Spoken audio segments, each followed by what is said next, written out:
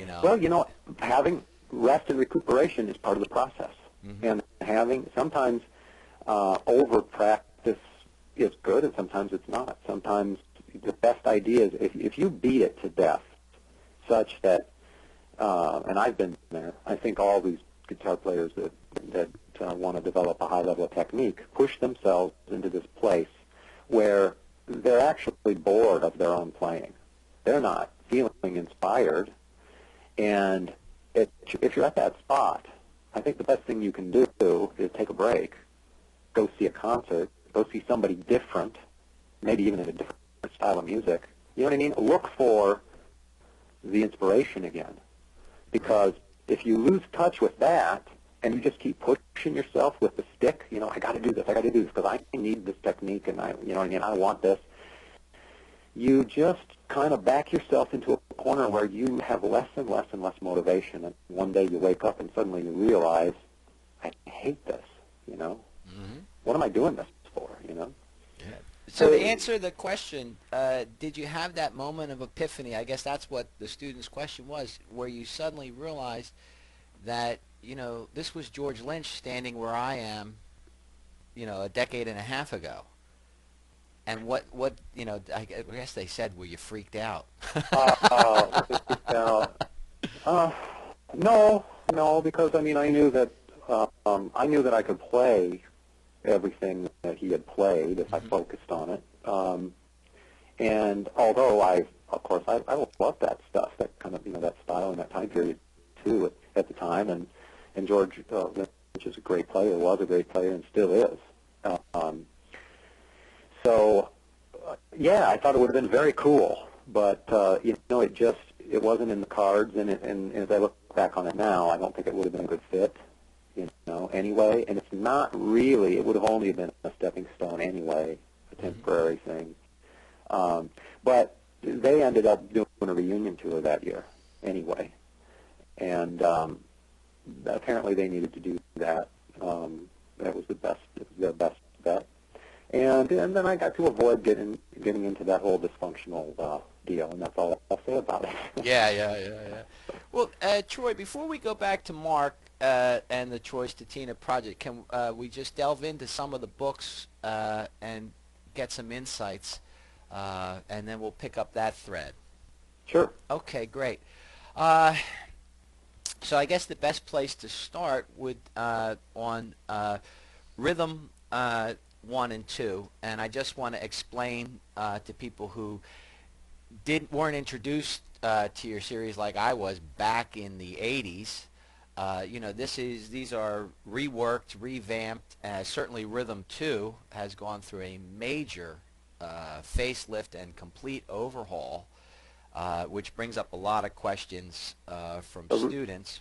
Right, that rhythm guitar method. Yes. Originally in the 80s, there was a heavy metal rhythm guitar and heavy metal lead guitar method that were published, 2 books of each, and they did really well. And then in the mid 90s, we did basically a rewrite, an update of them. But of course, for some reason, I can't seem to do anything little, and I ended up with that rhythm guitar book, completely writing a new book. Although it followed the same approach, the same kinds of threads, although I think done a lot better. And then instead of just having one song at the end of the thing, I kept the same song at the end, by the way. So Babylon. Yeah. But what I did was I added 11 other songs in the thing. So each chapter had a song, because that worked really well on the lead book, Right. And so I think that the effectiveness of that rhythm guitar method went up by like a factor of 4 or 5. I would absolutely a lot better. Yeah, I would absolutely agree with you. And for those who've never seen the original black books, as I call them, with the pointy star guitar on the front, Right.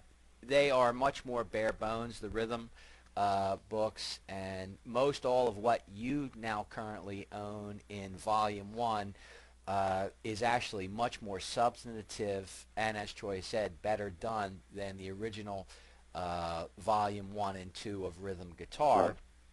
Now, on the lead guitar side, though, the thing gave me a chance to rewrite the book, but I actually kept all the musical examples. You know, the only thing that we ended up dumping was Will Schmidt's voice announcing. Okay. Number one. Yeah, you just came to one of the one. biggest questions, and that is the thing, is everybody wants to know, who is the guy saying, solo number 3, out of the Right. dark? Everybody wants to know who I that know. That's Will Schmidt. He's Okay. the author of the Hal Leonard, basic Hal Leonard guitar method. In fact, he for a time became president of the what's the music educators? What is that? I don't know. The big national committee. It was a big position for him. Yeah, he did the voiceovers because we were doing that live in the studio where I was playing the examples, you know, and he would announce each example, you know. Right. And so, you know, it would be like bang, bang through the whole thing. Yeah. So, yeah, then later I ended up cutting in my own voice. Right, and we have a couple questions about that. I do want to make one other point real quick about the difference in you know, the runs of the book. While the rhythm books changed dramatically, the lead books, while very much improved, changed much less. But Yeah. that brings up one more question. How did Danger Ahead become Montezuma's Revenge, and what was the thinking there? You know what? I think somebody told me that there was a song called Danger Ahead by a band, and I have a vague memory of this. I don't know what the band was, but it was a fairly well-known band at the time, so I thought it would be a good idea to nix that title. Okay. Of course, you know, that's what I thought at the time, you know, but there was no need to change the title, you know. Right. Yeah, Well, I mean, so what? But yeah. now you look on the internet, and it's like there's, you know what I mean, there's a million bands, and and every song title that you can come up with, there's 10 songs named that. Sure. You know, so, but that wasn't the case all the way back then. That, you know what I mean, the internet, you know, who knew what the internet was in 1994 except a few, you know, geeks or something, you know? Yeah. I mean, Well, it was just starting, you know? Well, that's one of the questions that I get. Is when they get to this solo, you know, I tell them, this, by the way, used to be called Danger Ahead. And of course, their next question is, well, what the heck is Montezuma's Revenge? I say, well, you Google it, and when you come back next week, you tell me all about it. And by the way, share that one with your folks. It's too funny that. So right, the point I wanted to make The is solo itself, though, was definitely Rhodes-inspired, huge, big time. it is hands down, and this is another thing I wanted to talk with you briefly, but hands It's like down is channeling Randy Rhoads. Yeah, absolutely. It is textbook Rhodes lines, and it's probably one of the most popular solos with the students. Absolutely, Cool. hands down. I always liked that one. That was my favorite one out of number one. Okay, Book one. great. And it's a real benchmark, too, for anybody who's in the series that hasn't reached the solo or hasn't mastered the solo. You know, it really marks where you're starting to play what I would consider, if you're using correct technique and timing, world-class guitar. Yeah, it's at the level. You know what I mean? There's a whole lot of. Here's a funny thing. I mean, you can play the guitar, and you can play stuff that sounds hard but isn't, and you can play stuff that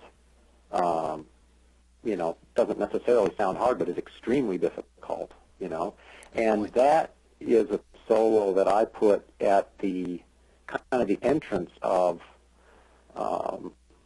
Well, what you said, world-class guitar. I mean, it's a professional. If you pull it off well, then it's professional level playing. But it is also it's fairly early in the book because it's